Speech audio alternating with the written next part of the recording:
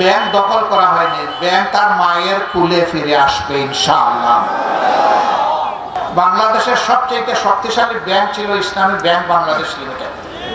সৌভাগ্যক্রমে এই ব্যাংকের 6টি বছর বোর্ড অফ ডিরেক্টরসে আমার বসার সুযোগ হয়েছে। আমি ব্যাংককে দেখেছি, তখন ব্যাংকের ছিল সোনালী যুগ। এরপরে এই ব্যাংকে ডাকাত পড়লো, বিগত সরকারের উস্কানিতে ষড়যন্ত্র। ডাকাত পড়ে ব্যাংকটা ডাকাতি করে নিয়ে গেল, ছিনতাই করে নিয়ে গেল। আমরা হাহাকার করলাম, চিৎকার দিলাম যে এই ব্যাংক নির্দিষ্ট কোনো দলের নয়, গোষ্ঠীর নয়, মানুষের নয়, বাংলাদেশের মানুষের এই ব্যাংক, জনগণের এই ব্যাংক। কথা বলুন, কেউ কথা বললো না। ডাকাত একদিন ডাকাতি করে ব্যাংকটা ফুকলা করে ফেললো, একটা সুশব্দ নাই। এখন 5 তারিখের পরিবর্তনের পরে একদল অস্ত্র হাতে নিয়ে সেই ব্যাংক দখল করতে গেল। ব্যাংকের কর্মকর্তা কর্মচারীরা তারা জিজ্ঞেস করলো, তোমরা কারা? বললো যে আমরা এখন ব্যাংকের দায়িত্ব নিতে চাই, তোমাদেরকে কে পাঠিয়েছে? তখন আর কোনো জবাব দেয় না। বোঝা গেল যে এরা ডাকাতের বেশে নতুন ডাকাত, আবার সেখানে গেছে ব্যাংক ডাকাতি করতে। তারা গুলি ছুড়লো, কয়েকজন লোক আহত হলো। শেষ পর্যন্ত ব্যাংকের সৎ এবং ব্যাংক প্রেমিক দায়িত্বশীল কর্মকর্তা কর্মচারীদের প্রতিনিধিদের মুখে তারা পালিয়ে যেতে বাধ্য হয়েছে। এখন কেউ কেউ বলেন এই ব্যাংক অমুক দল তমুক দল দখল করেছে। ব্যাংক দখল করা হয়নি, ব্যাংক তার মায়ের কুলে ফিরে আসবে ইনশাআল্লাহ। এই ব্যাংককে কুলে নিয়ে যারা বড় করেছিল, এই ব্যাংক তখনই সুস্থ হবে, সবল হবে, গতিশীল হবে।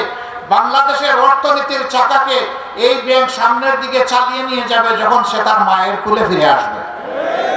আমরা তার অপেক্ষায় আছি ইনশাআল্লাহ। আমার সম্মানিত ভাইয়েরা, বাংলাদেশ আমাদের প্রিয় দেশ। আসুন হিংসা বিদ্বেষের ঊর্ধ্বে উঠে, দল মতের ঊর্ধ্বে উঠে জাতীয় স্বার্থে আমরা ঐক্যবদ্ধ থাকি। যদি আমরা ঐক্যবদ্ধ থাকি তাহলে দেশের বিরুদ্ধে কোনো ষড়যন্ত্র ইনশাআল্লাহ সফল হবে না। 5 তারিখের পরে বহু ষড়যন্ত্র দফায় দফায় করা হয়েছে, সবগুলা ব্যর্থ হয়েছে, আগামীতেও ব্যর্থ হবে ইনশাআল্লাহ। সম্প্রতি সচিবালয়ে আগুন দিয়ে 5টা মন্ত্রণালয়ের ব্যাপক ক্ষতি সাধন করা হয়েছে। এর কারণে বের হয়ে আসবে এই দুষ্কৃতিকারী কারা, এই দুর্বৃত্ত কারা। আমরা সরকারের কাছে দাবি রাখবো, কারো চোখের দিকে মুখের দিকে তাকায় নয়, ন্যায় এবং সত্যের দিকে তাকায় এদেরকে বের করে আনুন। সমাজের সামনে এদেরকে খুলাসা করে দিন, এদেরকে আইনের আওতায় এনে কঠোর শাস্তি বিধান করেন, যাতে আর কোনো দুর্বৃত্ত এরকম আর হাত বাড়ানোর চিন্তা না করে।